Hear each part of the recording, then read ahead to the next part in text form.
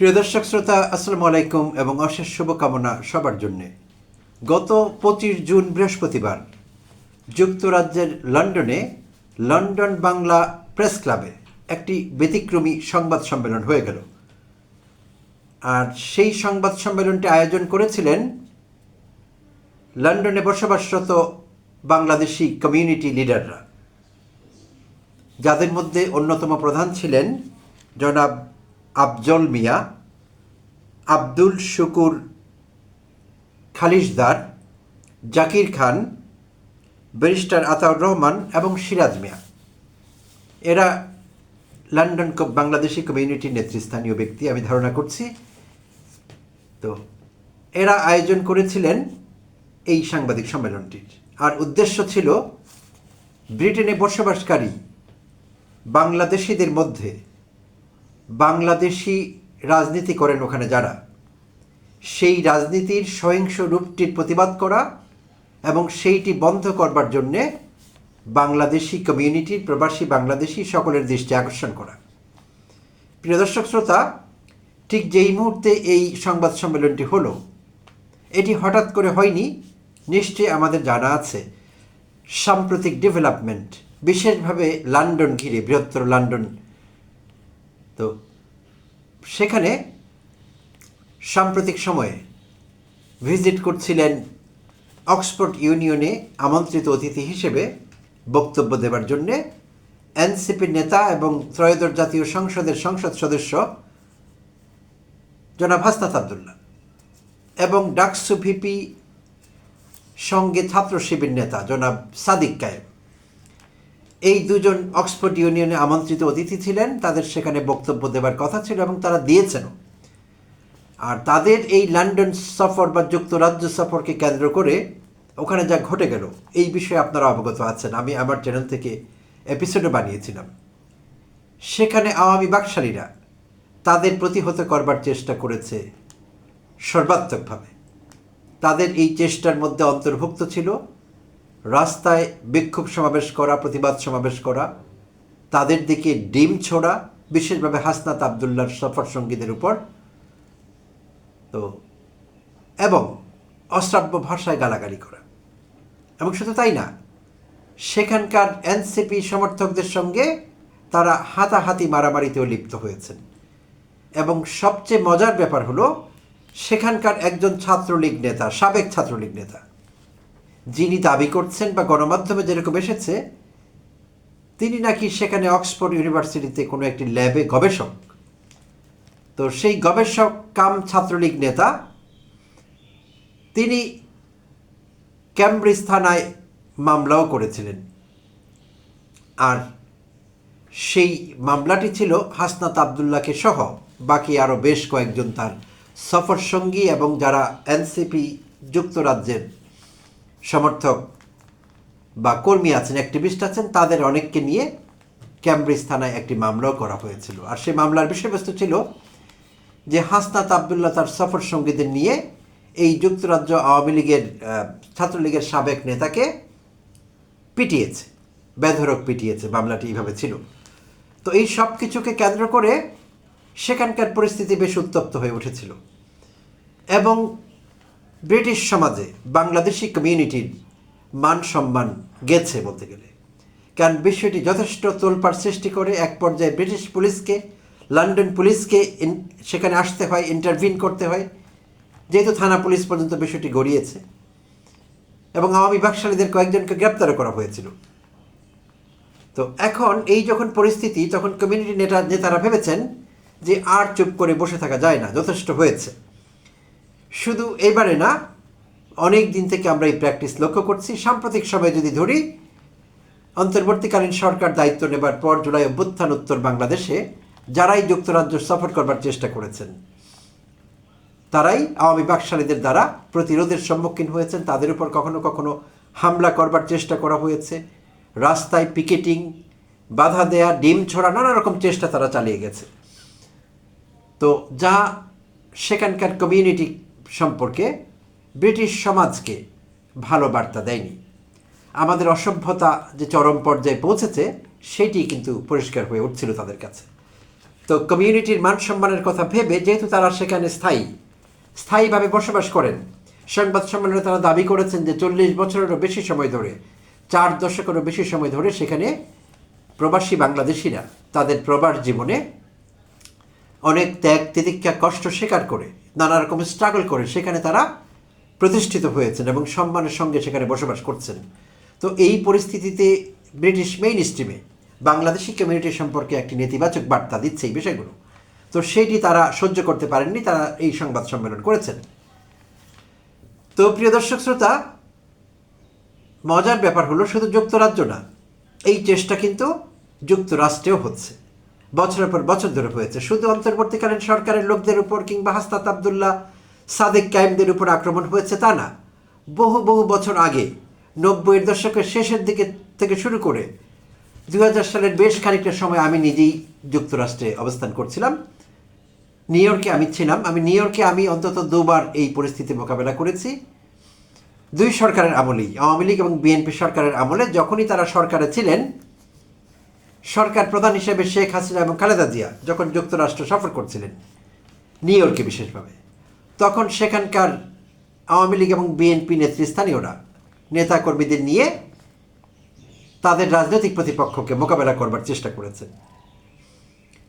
বিএনপির সময় দেখা গিয়েছে আওয়ামী লীগের নেতাকর্মীরা সেখানে প্ল্যাকার্ড, ব্যানার, ফেস্টুন নিয়ে অবস্থান ধর্মঘট করছেন, প্রতিবাদ সমাবেশ করছেন, গালাগালি করছেন, ধাওয়া পাল্টা ধাওয়া করছেন। বিএনপির নেতাকর্মীরা সেটি শেল্টার দেওয়ার চেষ্টা করছে, কাউন্টার দেওয়ার চেষ্টা করছে। আবার আওয়ামী লীগ যখন ক্ষমতায়, তখন আবার বিএনপি নেতাকর্মীরা একই চেষ্টা করেছেন, আওয়ামীরা সেটি কাউন্টার দেওয়ার চেষ্টা করেছে। আর এই প্রক্রিয়ায় রাস্তায় মারামারি, ধাওয়া পাল্টা ধাওয়া বাংলাদেশি স্টাইলে, এবং যুক্তরাষ্ট্রের তথা নিউ ইয়র্কের পুলিশও কিন্তু বিষয়টির সঙ্গে যুক্ত হয়েছিলেন অনেকবার। তো আমাদের মান সম্মান আসলে কোথাও থাকছে না, এমনকি অন্যান্য দেশগুলোতেও। যুক্তরাষ্ট্রের কথা যদি বাদ দেই, যুক্তরাষ্ট্রে এই মুহূর্তে 3 লাখের মতো বাংলাদেশি বসবাস করছেন। পিউ রিসার্চ থেকে একটি সর্বশেষ স্ট্যাটিস্টিক্সে জানা গেছে 3 লাখের মতো লোক যুক্তরাষ্ট্রে বসবাস করছেন, একটি বড় বাংলাদেশি ডায়াসপোরা। আমি ডায়াসপোরা বলছি এই অর্থে, কারণ যুক্তরাষ্ট্রের বিভিন্ন শহরেই তারা বিভিন্ন স্টেটে ছড়িয়ে ছিটিয়ে বসবাস করছেন। তো সেখানে বাংলাদেশি ডায়াসপোরা 3 লাখ সদস্য নিয়ে গঠিত। যুক্তরাজ্যের কথা যদি বলি, সেটি আরও বড়, 5 থেকে 6 লাখ লোক আছে বাংলাদেশি ডায়াসপোরায় সেখানে। আর আলাদা আলাদা শহর, এরিয়া ভিত্তিক কমিউনিটিগুলো তো আছেই। আচ্ছা, তারপর আছে ইতালি। যুক্তরাজ্যের পরে ইউরোপের কথা যদি ধরি, তাহলে ইতালি আছে। ইতালিতে আছে 1.5 থেকে 2 লাখ বাংলাদেশি ডায়াসপোরা, একেবারে ছোট না। পর্তুগালেও বড় কমিউনিটি আছে, গ্রিসে আছে, স্পেনে আছে, ফ্রান্সেও আছে বড় কমিউনিটি, বড় ডায়াসপোরা। তো এই সবগুলো দেশেই কিন্তু সেই চেষ্টা হয়েছে অতীতে, তবে নিউ ইয়র্কে এবং লন্ডনে বেশি হয়েছে সেই চেষ্টা। তো এখন এই কোনো চেষ্টাই কিন্তু আমাদের সম্পর্কে পজিটিভ বার্তা দেয়নি সংশ্লিষ্ট দেশগুলোর কাছে, সেখানকার অথরিটির কাছে, সেখানকার মানুষের কাছে। তারা অবাক হয়ে অনেক সময় তাকিয়ে দেখেছেন যে এই প্রাণীগুলো কোন দেশের, কোন গ্রহের, এরা কেন এই ভিন্ন চেহারার প্রাণীগুলো আমাদের দেশে এসে আমাদের শহরে, আমাদের রাস্তায়, রাস্তা বন্ধ করে, গাড়ি বন্ধ করে ধাওয়া পাল্টা ধাওয়া মারামারি করছে। কারণ তারা কিন্তু এগুলো দেখতে অভ্যস্ত না, তাই আমাদের প্রতি ঘৃণা তাদের ক্রমশই বেড়েছে। আর সার্বিকভাবেই এখন ইমিগ্রেশন সম্পর্কে নেতিবাচক ধারণা তৈরি হয়েছে পৃথিবীর বিভিন্ন দেশে। বিশেষভাবে ইমিগ্রেন্ট থাকছেন, যাচ্ছেন যে দেশগুলোকে টার্গেট করে, যুক্তরাষ্ট্র, যুক্তরাজ্য, ইতালি, ফ্রান্স, স্পেন, এই দেশগুলোতে আমাদের সম্পর্কে সার্বিকভাবে ইমিগ্রেশন সম্পর্কে, পৃথিবীর বিভিন্ন দেশের ইমিগ্রেন্টদের সম্পর্কে, বিশেষভাবে বাংলাদেশিদের সম্পর্কে নেতিবাচক ধারণা তৈরি হয়েছে। তো আর সেখানে বসবাসরত প্রবাসী বাংলাদেশিদের মধ্যে 2য় কিংবা 3য় প্রজন্মের অনেকেই ভালো কাজ করছেন। তারা রিসার্চ বলি, লেখাপড়া বলি, জ্ঞান বিজ্ঞান, প্রযুক্তিতে অনেকে এগিয়ে গেছেন, ভালো করছেন। মাঝে মধ্যে 2-1টি ভালো সংবাদ দেখি, সেটি আমাদের জন্য ভালো, সুনাম বয়ে আনে। বাট বিপরীতে রাজনৈতিক গুন্ডামির কারণে আমাদের সেই সুনাম, সেই ক্রেডিট, সব কিছু ডিসক্রেডিটেড হয়ে যাচ্ছে মুহূর্তেই। তাই এই যে লন্ডন প্রেস ক্লাবে যেই সমাবেশটি হলো, সাংবাদিক সম্মেলন হলো, এটির জন্যে আমি লন্ডনে বাংলাদেশ কমিউনিটির যারা আছেন নেতৃস্থানীয়, তাদেরকে আন্তরিকভাবে ধন্যবাদ জানাচ্ছি। তারা যে বিষয়টি উপলব্ধি করেছেন, একই কাজ অন্যান্য দেশে থাকা বাংলাদেশি ডায়াসপোরা এবং কমিউনিটিকে করতে হবে। যুক্তরাষ্ট্রে এটি করতে হবে, নিউ ইয়র্ক থেকে শুরু করতে হবে, ইউরোপের অন্যান্য দেশগুলোতে করতে হবে, এবং করলেও লাভ হবে না। লন্ডন কমিউনিটিতে তাদের কার্যকলাপের সমালোচনা করা হয়েছে, কিন্তু প্রবাসে বাংলাদেশি ডার্টি পলিটিক্স বন্ধ করবার ব্যাপারে বলা হয়নি। তো এই বিষয়টি আরও সিরিয়াসলি দেখতে হবে। আসলে মূল জায়গাটি হলো, আমরা বাংলাদেশিরা হঠাৎ করে সভ্য হয়ে উঠতে পারবো না। এটি দীর্ঘ প্র্যাকটিসের বিষয় আছে, হয়তো আরও কয়েক দশক লাগবে, কয়েক শতকও লাগতে পারে। তাই দেশীয় রাজনীতি থাকবে দেশের বাইরে কোনো দেশে, এবং সেখানে গুন্ডামি হবে না, রাজনৈতিক সন্ত্রাস হবে না, ধাওয়া পাল্টা ধাওয়া হবে না, প্রতিহিংসা চরিতার্থ করবার নগ্ন চেষ্টা হবে না একে অপরের উপর, সেটি আশা করা বাতুলতা। তাই আসলে যে কাজটি করতে হবে, গোড়ায় হাত দিতে হবে, গোড়া কেটে ফেলতে হবে। গোড়া বাঁচিয়ে রেখে আমরা যদি শাখা প্রশাখায় পানি ঢালি, লাভ হবে না। গোড়াটি কেটে ফেলতে হবে। তার মানে আমি মেন করছি, এই নোংরা বাংলাদেশি রাজনীতি বন্ধ করে দিতে হবে। প্রবাসে কোনো বাংলাদেশি রাজনীতি চলবে না, কোনো ব্যানারে, আওয়ামী লীগ, বিএনপি, এনসিপি, জামায়াত, কোনো ব্যানারে না, বাংলাদেশি রাজনীতি চলবে না। যদিও অন্যান্য দলগুলো, কখনো তাদের সম্পর্কে আমরা নেতিবাচক কিছু শুনিনি, কারণ যেহেতু তারা সরকার বা বিরোধী দলের সেভাবে ছিলেন না। তো থাকলে কী হতো পরিস্থিতি আমরা জানি না। জামায়াত ইসলামী বলি, এনসিপি একটি নতুন দল রিলেটিভলি, সো তাদেরকে এই আলোচনা আনাটা আসলে ঠিক হচ্ছে না। বাট তারপরে বলছি, কোনো রাজনীতি থাকবে না, অর্থাৎ কোনো দলের ব্যানারে দলীয় রাজনীতি আমরা যেটাকে বলি, সেটি কমপ্লিটলি বর্জন করতে হবে। এবং প্রবাসী বাংলাদেশিদের প্রতি আহ্বান জানাচ্ছি, বাংলাদেশি প্রবাসী যারা আছেন পৃথিবীর বিভিন্ন দেশে, বিভিন্ন ডায়াসপোরায়, আপনারা দয়া করে, আপনারাই সংখ্যায় বেশি, আপনারা যারা অরাজনৈতিক খেটে খাওয়া মানুষ, সৎভাবে পরিশ্রম করছেন নিজের ভাগ্য বদলাবার জন্য, আপনাদের নিজ দায়িত্ব থেকে আপনাদের নিজের সম্মান, নিজের ইমেজ, দেশের ভাবমূর্তি রক্ষা করবার জন্যে যারা জোর করে সেখানে দেশীয় রাজনীতি করতে চাইবেন, সেই সব দুর্বৃত্তদের আপনারা প্রতিহত করবেন, বন্ধ করে দিবেন, তাদেরকে বয়কট করবেন। কমিউনিটির কোনো দোকানে গেলে তাদেরকে সার্ভিস দেওয়া যাবে না যদি তারা এই দেশীয় নোংরা রাজনীতি অব্যাহত রাখেন। প্রত্যেককে সেখানে বাংলাদেশি ডায়াসপোরার একজন মেম্বার হয়ে থাকতে হবে। প্রত্যেকটি প্রবাসী এক একজন অ্যাম্বাসেডার, এক একজন হাই কমিশনার, এক একজন ডিপ্লোম্যাট বাংলাদেশের জন্য, কারণ প্রবাসে তারা বাংলাদেশকে প্রতিনিধিত্ব করছেন। তো সেদিক থেকে তারা যদি শুধু বাংলাদেশি হয়ে থাকতে না চান, বাংলাদেশি প্রবাসী, তাহলে তাদেরকে বয়কট করুন। আপনারা যারা অরাজনৈতিক আছেন, তারা সংখ্যায় বেশি, দোকানপাট সব জায়গা থেকে তাদেরকে বয়কট করুন, কারণ দেশের স্বার্থ তাদের কাছে বড় নয়। এই নোংরা রাজনীতি করে আমরা জানি তারা কেন করে। অনেকেরই টার্গেট থাকে যে ওখানে রাজনীতি করব, ওখানে হম্বিতম্বি করব, লম্ফজম্প দেবো, মারামারি করব, ছবি উঠবে, নেতার কাছে, নেত্রীর কাছে পাঠাবো, নেত্রী আপনার জন্য আমি একটা লম্ফ দিয়েছি, 20 ফিট উঁচু ওয়াল টপকে গিয়েছে, গিয়ে আরেকজনের মাথায় ডিম মেরেছি, এই ছবি দেখে আবার দেখা গিয়েছে আফা খুশি হয়ে গেছেন। তো ভবিষ্যতে বাংলাদেশে আসলে যখন এগুলো হয়েছে, বিএনপি এবং আওয়ামী লীগের মতো রাজনৈতিক দলগুলো যখন অতীতে ক্ষমতায় থেকেছে, বাংলাদেশে এসে তারা বিশেষ সুবিধা নেবার চেষ্টা করেছেন। প্রবাসী রাজনীতির যারা নেতৃস্থানীয়, খুব ভালোবেসে দলকে, নেতাকে, আফাকে, দেশকে, এরকম ঘটেনি। সব কিছু ছিল স্বার্থ সংশ্লিষ্ট। তো সেটি নতুন না, সেটি আমরা দেখছি। অসৎ উদ্দেশ্যেই রাজনীতি করা হচ্ছে, সেখানে আদর্শ বলতে কিচ্ছু নেই, কখনোই ছিল না। তাই দেশের স্বার্থ বিকিয়ে, দেশের সুনাম বিকিয়ে এই নোংরামি রাজনীতির নামে এই সন্ত্রাস, এই অসভ্যতা বর্জন করতে হবে সর্বতভাবে। বর্জনের ডাক দিতে হবে, বর্জন করতে বাধ্য করতে হবে। আর তারা কথা না শুনলে তাদেরকে বয়কট করুন, যে কোনো মূল্যে এটি করতে হবে।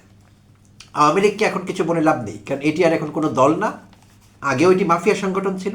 বিএনপি যখন এখন সরকারে আছে, তাদেরকে বলবো প্রবাসে এই রাজনীতি বন্ধ করুন, আপনার দল থেকে শুরু করুন। প্রধানমন্ত্রী জনাব তারেক রহমানকে বলছি, বিএনপি এই ভালো কাজটির সূত্রপাত করতে পারে। আপনার বিদেশের সংগঠন না থাকলে আপনি ক্ষমতাচ্যুত হবেন না। আপনি ক্ষমতাচ্যুত হবেন দেশে ভালো কাজ না করলে, জনগণের ইচ্ছে পূরণ করতে না পারলে, গণভোট বাস্তবায়ন করতে না পারলে, জুলাই সনদ বাস্তবায়ন করতে না পারলে, নির্বাচন পূর্বকালে দেয়া আপনার ইশতেহার এবং যেসব প্রতিশ্রুতি জনগণকে দিয়েছিলেন সেগুলো বাস্তবায়ন করতে না পারলে আপনি গদিচ্যুত হবেন, এতে কোনো সন্দেহ নেই। কেউ ঠেকাতে পারবে না। কোনো প্রবাসী সংগঠন, প্রবাসে আপনার রাজনীতি যতই শক্তিশালী হোক, কিচ্ছু লাভ হবে না। তাই এই ভালো কাজ বিএনপি শুরু করতে পারে। স্ট্রিক্টলি প্রবাসে বিএনপি দলীয় নেতাকর্মীদের পলিটিক্যাল অ্যাক্টিভিজম কমপ্লিটলি বন্ধ করে দিতে হবে, এবং এই ভালো কাজ পরে অন্যরা ফলো করতে বাধ্য হবে। আমরা দেখেছি নির্বাচন পূর্ব সময়ে জামায়াত ইসলাম যখন বিশাল সমাবেশ করলো সোহরাওয়ার্দী উদ্যানে, সেই সমাবেশে জামায়াত আমির যখন ঘোষণা দিলেন যে এমপি হলে, নির্বাচিত হলে, জনপ্রতিনিধি হলে বা সরকারে গেলে তারা রাষ্ট্রীয় সুবিধা হিসেবে শুল্কমুক্ত গাড়ি এবং সরকারি ফ্রি প্লট নেবেন না, বিএনপি বাধ্য হয়েছে সেই রাস্তায় হাঁটতে। তাছাড়া তাদের কোনো রাস্তা ছিল না।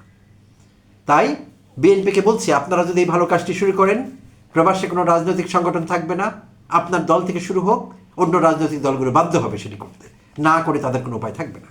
বাট এই কাজটি শুরু করতে হবে। ইনাফ ইজ ইনাফ, যথেষ্ট হয়েছে। দেশের মান সম্মান নিয়ে চিনিমিনি খেলা বিদেশের বাড়িতে অনেক হয়েছে, আর না। বিশেষভাবে প্রবাসী ভাই বোনদের দায়িত্ব আছে, আপনারা এই বিষয়ে প্রতিবাদ সংগ্রাম চালিয়ে যান। কখনো না কখনো বাস্তবায়নের পথে আমরা হাঁটব।